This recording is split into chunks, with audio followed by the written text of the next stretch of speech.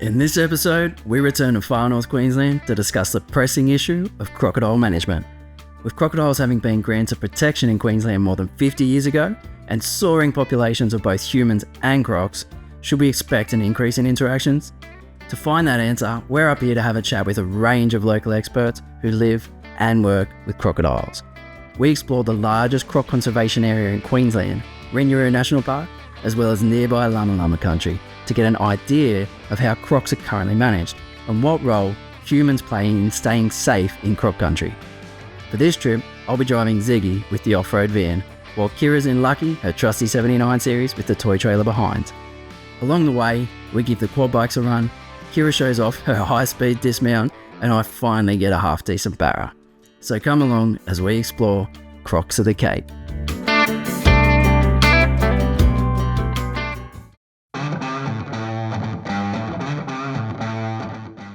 Alright, so we're pulling up to our first stop of the trip now, Saltwater Crocodile Farm, and we're here to meet one of the original crocodile experts here in Australia, John Lever, so very excited for that.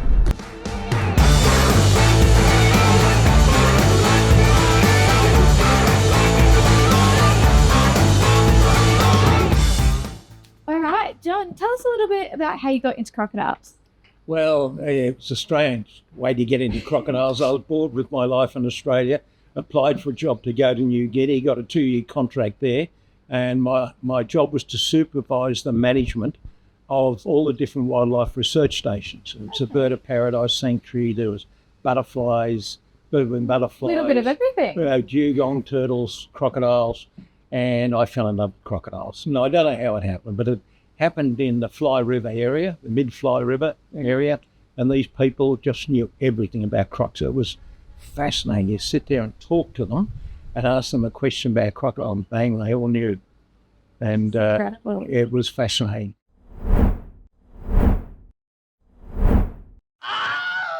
Yes, well, obviously, you get more, not only more crocodiles, but seeing a protector, they're growing bigger before they're done in, but you also got people that have got a greater range of activities. Yeah. I mean, once upon a time, to go to the tip of Cape York was just about out of the question. It was too far and too rough and too hard. You'd never get there. And now, of course, you can do it on a weekend. Pretty much, yeah.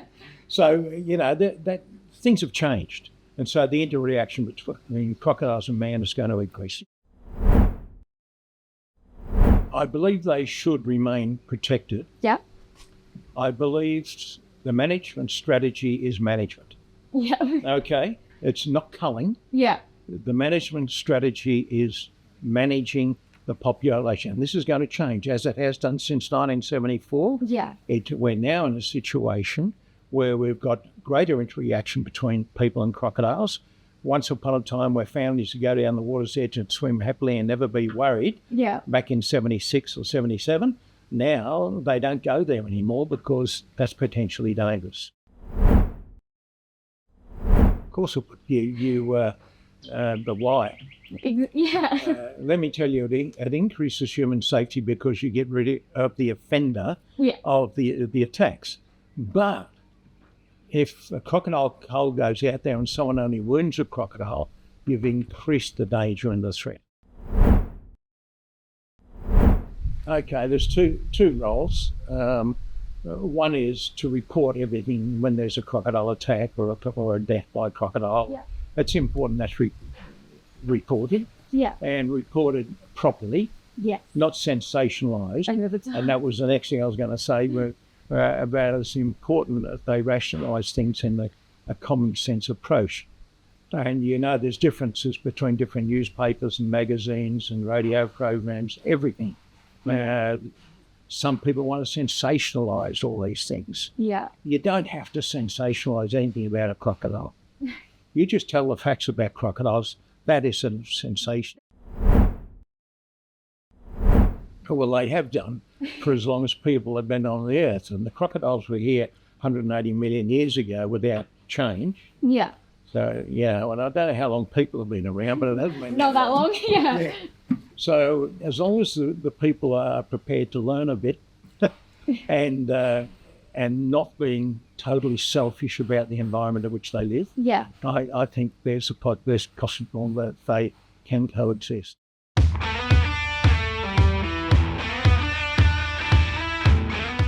So we just finished up at Saltwater Crocodile Farm.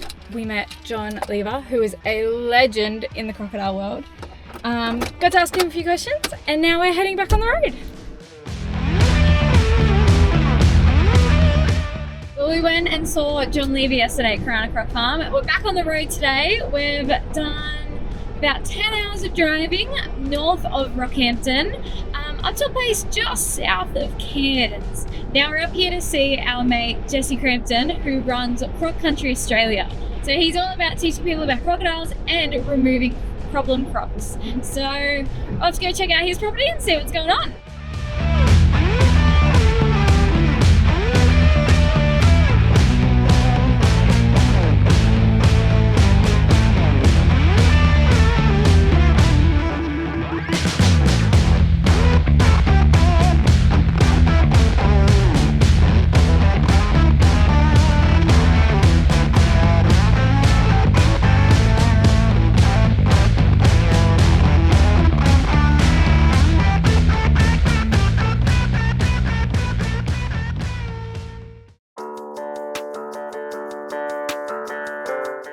So Jesse, tell us how you got into crocs.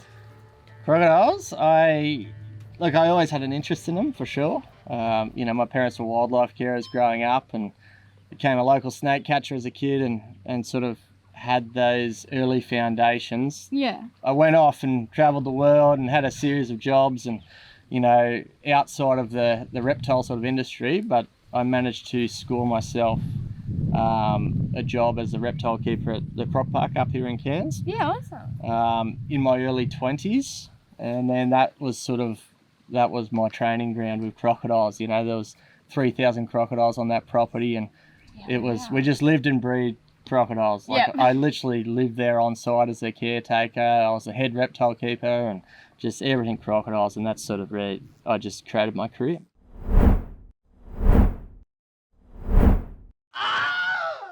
The population has been recovering. It's been a recovering population. It hasn't happened overnight, despite what people sort of talk about. But slowly but surely, it's been bumping back. And some systems in Cape York and this and that are back to carrying capacity, which is an absolute conservation success story. Yeah. Here on the East Coast catchment, we certainly do have a healthy population of crocs. It's probably not back to carrying capacity yet. Yeah. So we probably still could sustain a few more animals in our local systems, I suppose. But I think with the statistics as far as encounters with crocodiles, I think the fatality numbers haven't increased since the early 70s. Yeah.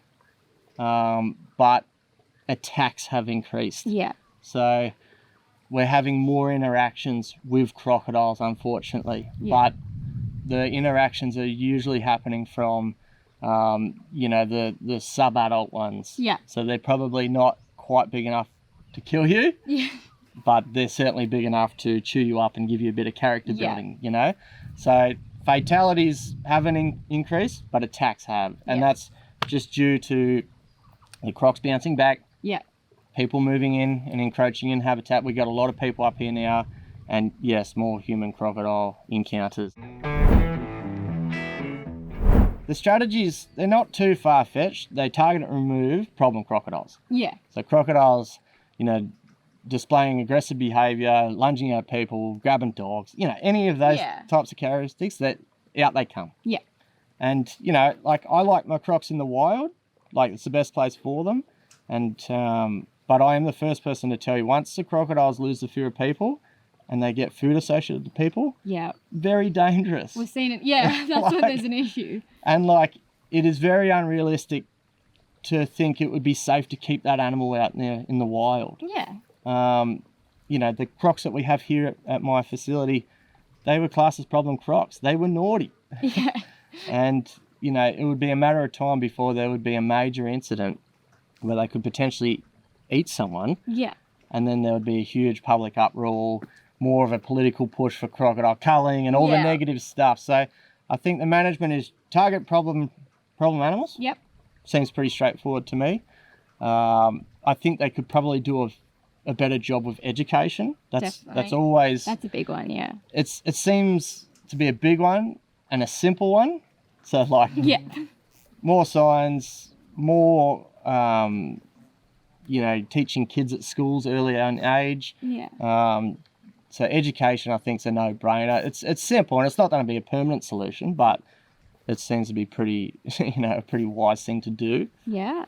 And I suppose they set up these exclusion zones as well, where they actively target any crocodiles, like in Cairns City or Darwin Harbour and things like Where this. the population is, large. The only thing with exclusion zones, yes, they are efficient in reducing attacks, but it can give people a false sense of security. Yes.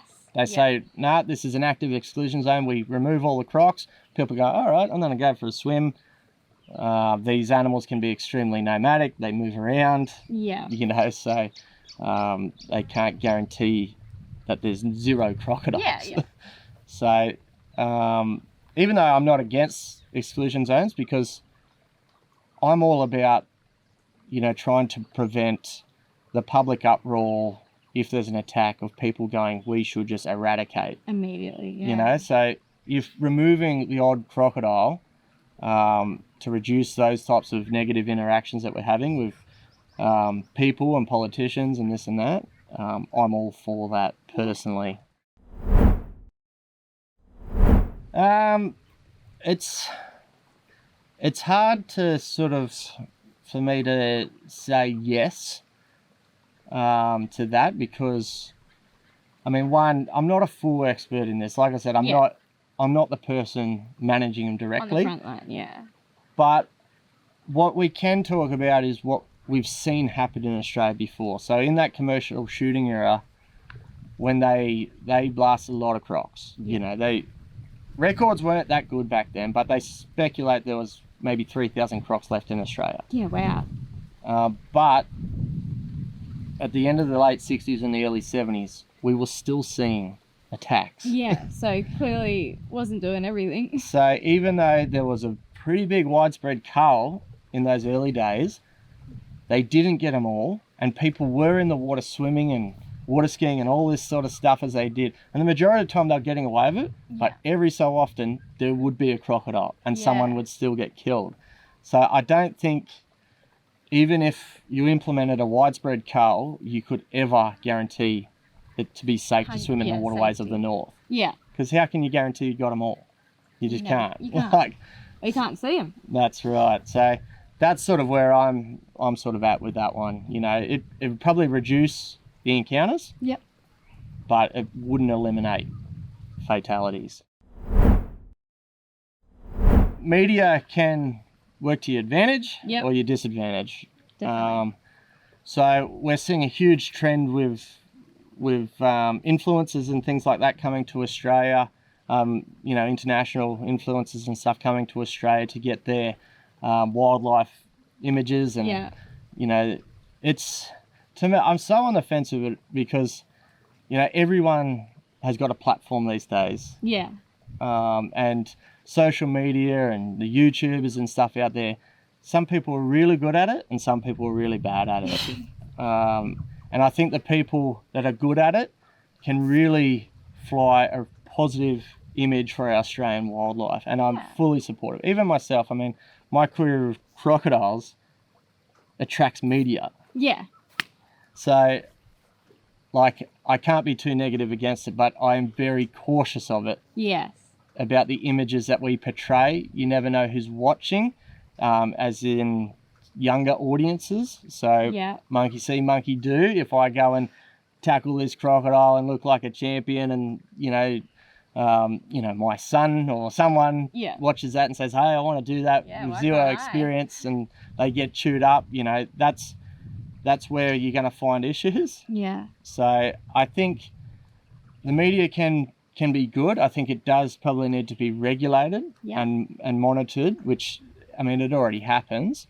But I don't think it should be restricted to a point where we can't even look at an animal without copping a fine. Yeah. Or moving an animal off the road or anything. I still think us as Australians, especially the ones that specialise in them, should have a bit of leeway into educating about wild animals and dealing with certain scenarios where we can get animals out of harm's way and this and that. And if we can do that and capture it and deliver it to an audience in a really good format, it's nothing but educational. Pretty. It's a no-brainer, really. Like, we've been doing it for a long time already. The Indigenous, my buddies in town and all that, they've been living with them for generations and generations. It's just, I think it's a bit unrealistic to think that we can live with them safely without any interactions. Yes. There will be attacks, and unfortunately there will be fatalities, but I do think with management, education, and just general understanding of crocodile behaviour can certainly reduce that. Yeah, bring it. Like, I live and breathe croc country, right? Yeah. Like, we literally have crocodiles in our bottom paddock. Yeah. I run cattle, I have dogs, I have kids. So, like, I have all the scenarios which would put the hairs on the back of people's necks, make them stand up, knowing that there's predatory animals in the backyard. So, and I don't have any issues with them. Yeah. When it floods, I move the cattle to higher ground. If it is flooding, we're super careful with our kids. Yeah. Dogs, I have taught my dogs from a very young age not to jump in the water after a stick. Yes. Things like that. Like, I've just implemented those types of strategies into my life. Yeah.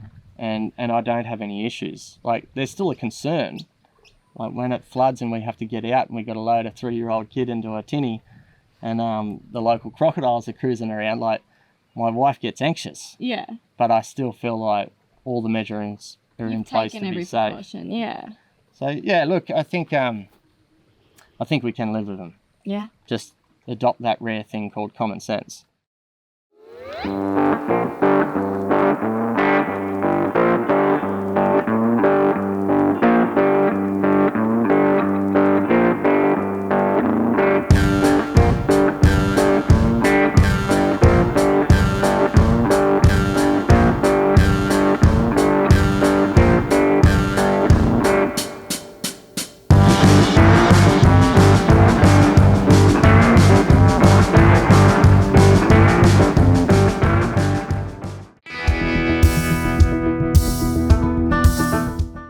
So I would have started 5 years ago as a ranger in the local area where we're in now in Babinda. I got the opportunity and took it all the way.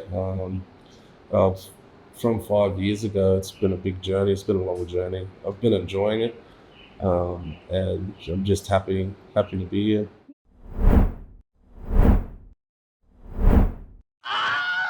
Definitely. There's going to be a lot more interactions with humans and crocs. I wouldn't say that being in the area that I am in, I haven't seen the population grow a lot. Yeah. But I have seen a lot. I have seen crocs, and they're a lot bigger. Yeah. There's definitely a lot. They're definitely a lot bigger. And the thing with crocs is that they're territorial, so you're not going to see a lot of crocs in the same area. You're going to see one big croc that stays, and then a few kilometers down the track you might see another big croc. So, but there's definitely going to be interactions with them, and I think we just got to be prepared for that. I'm not 100% sure how you're going to manage crocodiles because they're a big part of the ecosystem, and they do play a role. Yeah. I honestly think that to manage them, we're going to have to sit down and actually have ideas flowing from a lot of people from different areas. Because in the area I'm in, the management situation, we don't have crocs managed here, so. The way I think of it is we might have to have more crocodile sanctuaries, SDs and crocodile management farms, places for them to go. They've been in the wild that long, and I don't believe in removing them will help the situation, but if we have to, I think that'll probably be one of the things I'd suggest. I don't believe that culling them is gonna do much difference. So I don't think, for the safety of everyone, I don't think that's gonna help. That's just my point of view. I think you can cull so many, but where's the rest of the percent go? Yeah. And they know, like, they've been around so long, and they've been culled for free. Yeah. So, and that hasn't helped the situation. So they're only going to get smarter. They're only going to adapt more, and you're probably going to be at risk of unbalancing that ecosystem that they play a big part in. So. I don't think the media's 100%. To be honest, it's like there's very over-exaggerated scenarios, and then there's scenarios where maybe they should have said a bit more. And I just think, I think that there needs to be more awareness around it, and I think it should be mandatory that at every school they should be taught what to do. Be aware of the wildlife we have up here. Definitely. Especially crocs. I mean, it should be mandatory, I think, to be taught that it could potentially save someone's life. Well, we have for centuries. We have coexist. I believe we still can. Yeah, for sure. But with the right management, with the right knowledge, with the right teaching, we could live side by side.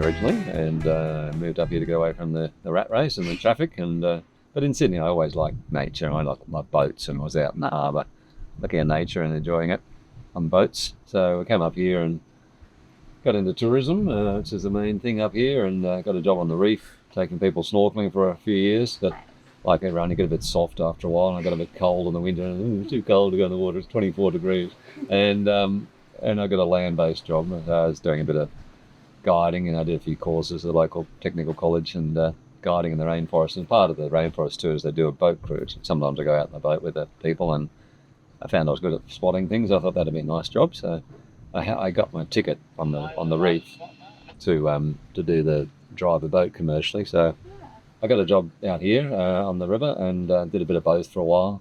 And I did that for a while, and then I heard about a permit for sale. You have to have a permit to operate here, and I bought it, and it had a reef permit and a river permit on it, and I separated them and started this business in 2002. And I've always thought it would be nice to have a quiet boat. I always used to love sailing on Sydney Harbour. Yeah. I hated turning the motor on. It's a bit hard to do a crocodile tour in a sailing boat, so this is the next best thing, having an electric boat, which is nice, quiet, no exhaust or fumes. So I think when I started out, it was very quiet, very hard to get any customers, but over the years we've built up a bit of a following, and now we're busy. And we've been doing it on the river, working the river about 28 years. Yeah. And just getting to know the crocodiles is fascinating, and because we're up and down here every day, the crocs know us, and we know them, and take photos, and you can identify them by their markings, and we've got names for them, and it becomes really interesting trying to work out what they're doing and how they're interacting with each other. And we are lately just helping do a bit of citizen science and helping the scientists to study them, because they have a lot of trouble studying them in the wild because they hide from them. And our crocs are used to the boat, so they go about their normal business with us watching. So it's a really good opportunity but a very long-term study, watching them for all these years, watching them grow up and interact.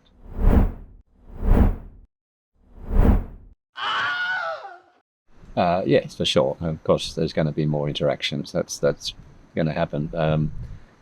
And a lot of people, of course, get hysterical about it, but and they think that the crocs are out of control. But of course, they're just recovering from being hunted. We're hunted almost to extinction for their skins.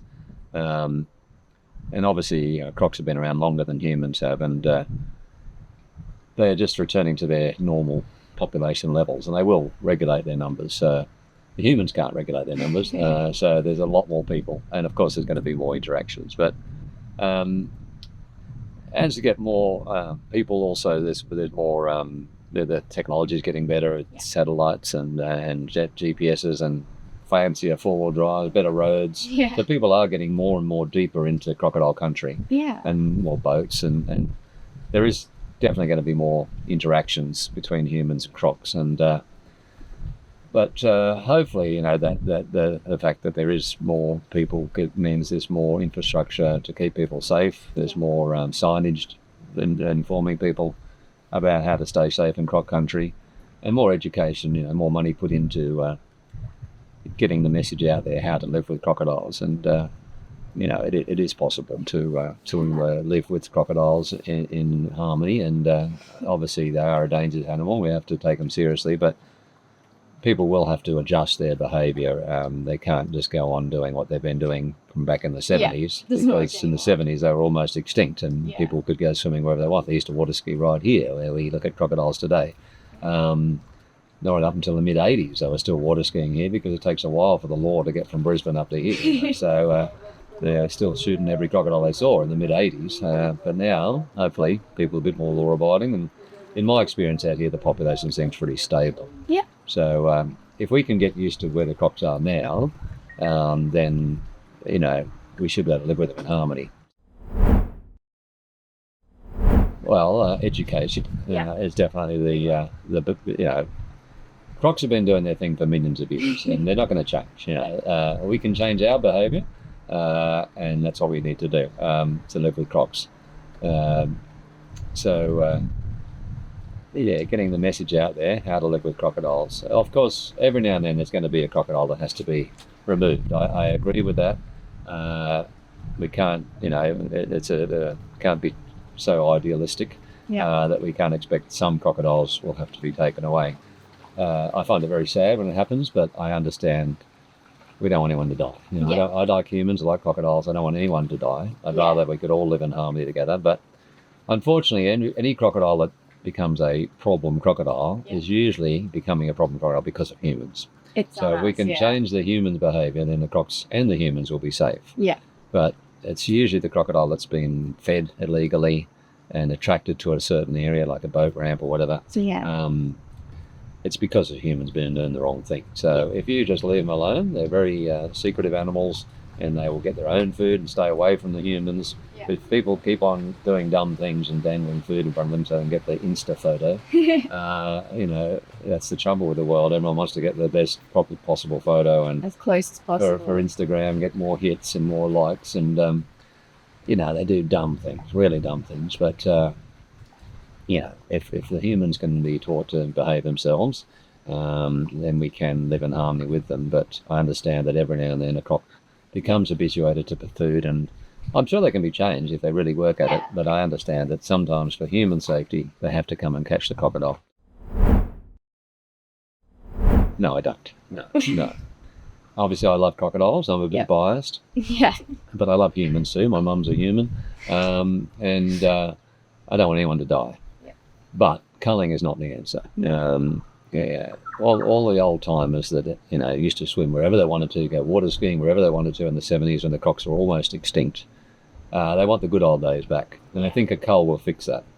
But it's not going to. There's so much science done around the world, all different species, human crocodile, human bear, wild, conflict, all these animals, and the only way culling works is if you're going to wipe them out and cull every single one and make them extinct. That's the only way, because they were hunted almost to extinction in the 70s. Didn't stop a man getting eaten by a crocodile up in Weipa.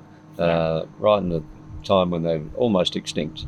You only need one to spoil your day, and it's the one you don't see. It's the one you have to worry about. So the culling, is going to increase complacency. People think because the crocodile's being killed that they can go for a swim. Yeah. But crocs can swim thousands of kilometres. They can come from New Guinea to Australia. So, recently some politicians have, suggested they've tried to get a bill through Parliament. It failed, luckily, for the crocodiles, in my opinion. It's the fifth time, I think the sixth time they tried to get it through, and they just keep changing the text, but it's the same message. They want to kill crocodiles. Yeah, well, the media have a big role, for sure. And unfortunately, a lot of the time it's negative because, fear sells. Obviously, they want clickbait, and the more hysterical and scary it is, the better. But unfortunately, it doesn't help the crocodiles, and it just, increases their fear. Yeah. And fear, in ignorance turns to hate, and people want to kill them. And sharks have the same sort of media image that crocodiles have, and very similar statistics that not many people die from crocodiles, and it's usually when they're doing something they shouldn't be doing. But more people die each year from dogs, more people die each year from cows, and horses, and humans are more dangerous. There's a lot of hysteria about crocodiles, so responsible media can help a lot to keep people safe. Yeah. And keep the crocodile safe as well. It's a win-win situation for both species if we learn from how to be croc-wise in croc country. And we have the best, croc-wise program in the world here in Australia and in Queensland. And, all the resources are out there. And new technology coming along. They're developing ways of detecting crocodiles with sonar and things like that, which will be great. If the media can educate people about how to stay safe, which, is a pretty simple message, don't go swimming in croc country, don't stand right on the edge of the water. Stand back 5 metres. When you're camping, back 50 metres, move your camp every 3 days just to keep the crocs guessing as to where you are. And simple messages like that. We can still enjoy our lovely scenery. We can go boating, we can go water skiing in some of the nice lakes up on the tablelands where there's no crocs. We can still snorkel out in the reef, and we can fish from boats or from the bank, as long as you follow those rules and back a safe distance from the water's edge. And it is quite achievable. And the media has a big part to play in that and getting that message out. Yeah, for sure. Of how to stay safe in croc country and reducing the hysteria, which only leads to wanting to kill, a witch hunt, wanting to kill crocodiles, and it just doesn't solve anything. If you go to the Northern Territory, they have about 10 times more crocodiles than we have here. And 10 times the biomass, which means they're all bigger too, much heavier and bigger. Big crocs up there. It's a different habitat to here, different, huge floodplains, better food and nesting opportunities. But crocs are very adaptable to all different habitats, and they do well here as rivers and farming land and the houses in between. But they just can't handle it. They can't grow to those same numbers. Yeah. But in the Northern Territory, they've always been lots of crocs there, and they all go out fishing and doing all their water activities, and they're not as hysterical as us Queenslanders. Unfortunately, Queensland here, because they were hunted so heavily and almost wiped out, and a lot of people are moving up here from down south where they don't have crocodiles, and the hysteria just grows. And we are just such a nanny state, when you go to the Northern Territory, they just driving down the road and there's big crocodiles just there, and they go, oh yeah, big crocodile there, and if you go in the water, you're a bloody idiot. But here, everyone wants to go in the water and say, well, the croc shouldn't be there, but the croc is there, and that's its habitat. It has been for millions of years, and we have to accept that and not get all hysterical about every time we see a crocodile.